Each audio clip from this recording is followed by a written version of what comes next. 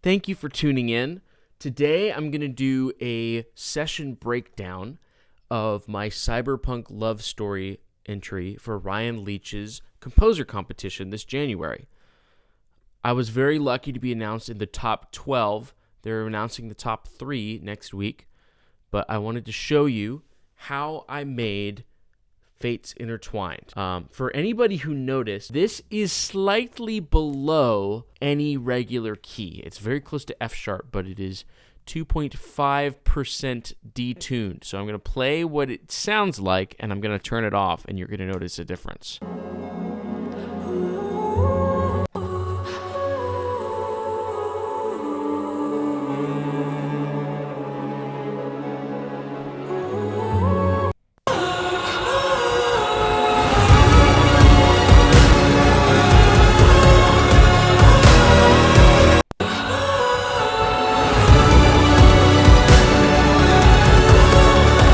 And what's interesting is we actually recorded the lead vocal in this half key instead of pitching it down. The lead vocal is Sophia Winter, my lovely girlfriend. I think she has an amazing singing voice, and I thought it was a really pure and beautiful tone.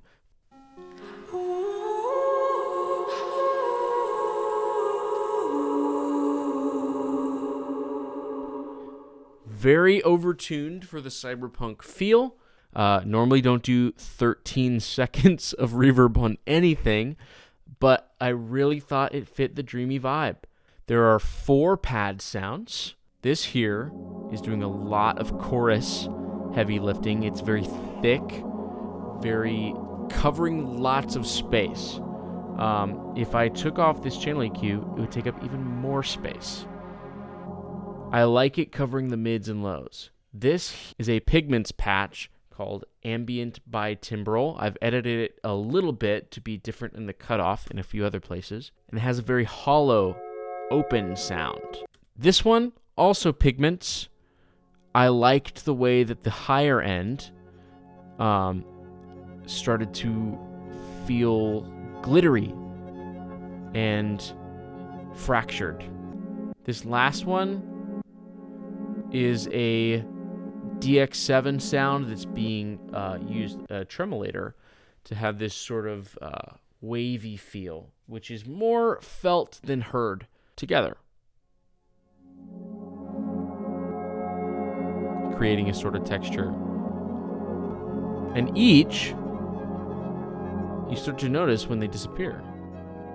And the last little bit, which was probably the most noticeable part of the intro, besides the vocal, is the interesting harp sound. So it's 2 sounds together, one of which actually is a harp with bit crush and compression on it, which sounds like this.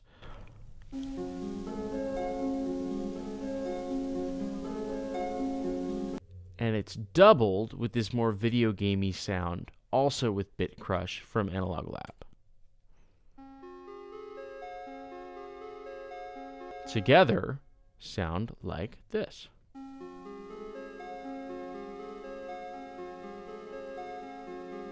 And we have the strings as they come in.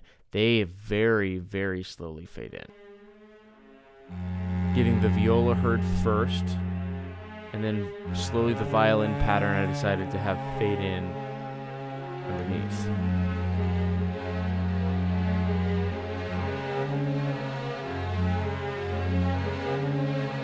This solo cello plugin, this Bohemian cello, is doing so much. It sounds very real in the mix, and it just adds this level of detail and grit.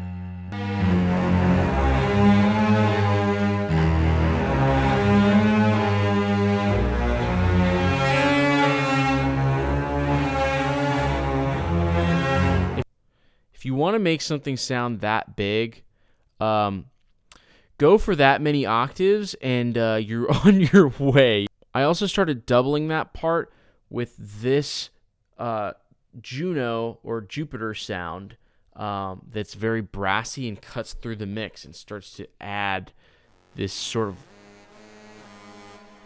again, cyberpunk layer, but it just makes it so that when there's so many elements, there's less to fight. And then eventually these staccato strings come in.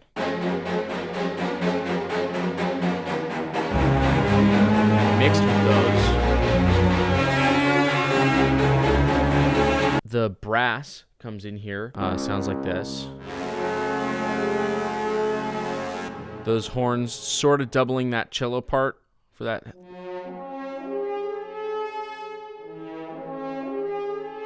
The arpeggiators of the second section, this one, which is an alchemy patch that I've set to a pretty steep arpeggiator, 30-second notes, is mostly in the right ear and pretty heavily volume automated through the whole thing.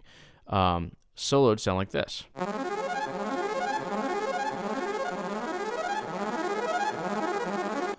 And the left ear sort of takes over in this Juno patch with this Echo Boy delay on an arpeggiator that's much less going on, but the delay adds some extra overlapping sort of feel.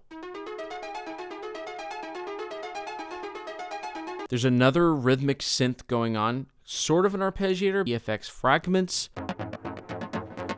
just doing some very heavy lifting. Without it, sounds like this. Big synth, which I named because it sounds big.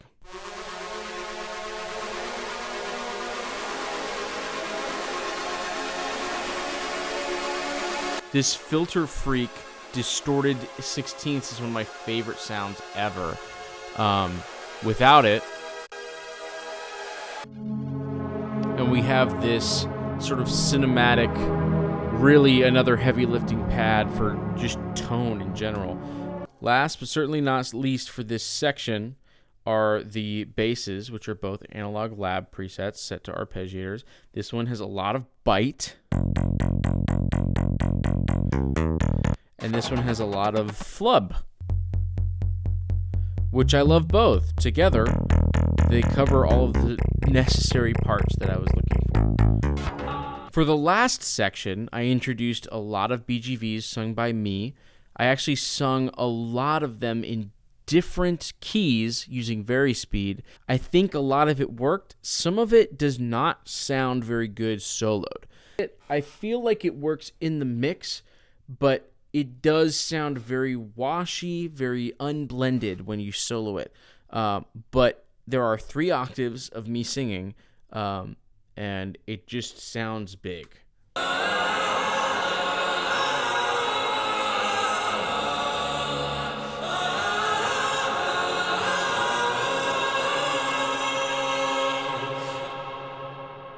Sounds that I used were pretty much all samples from Splice. The key is to find 2 or 3 of what you're looking for and layer them. So for instance, this is one of my kicks, but it kind of needed to be doubled with something different. And this over here is pulling its weight in the large room department, and together 3 kicks in a room sound like this.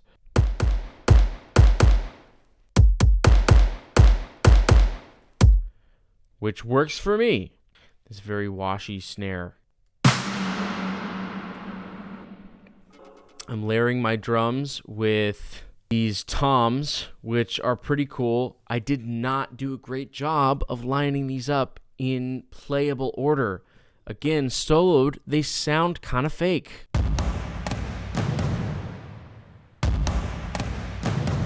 But they still get the punch across in the main mix.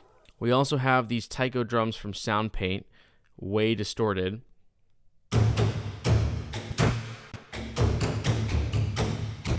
Together, you get this feast of weird percussion, which, put on my gravestone, please.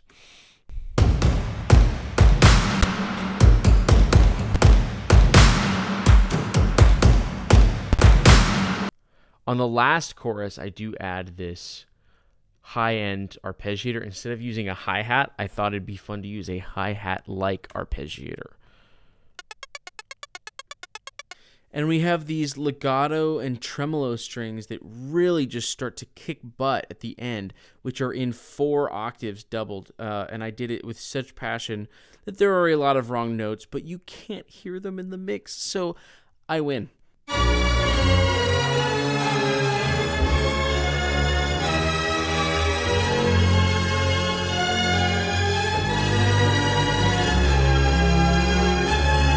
Thank you so much for tuning in. I'm really proud of how this turned out. I love making this kind of music. Please let me know if you want to hear more of this style of music and if you'd like to see more breakdowns of my projects in the future. Thank you again so much for watching. And I look forward to seeing you in the next one.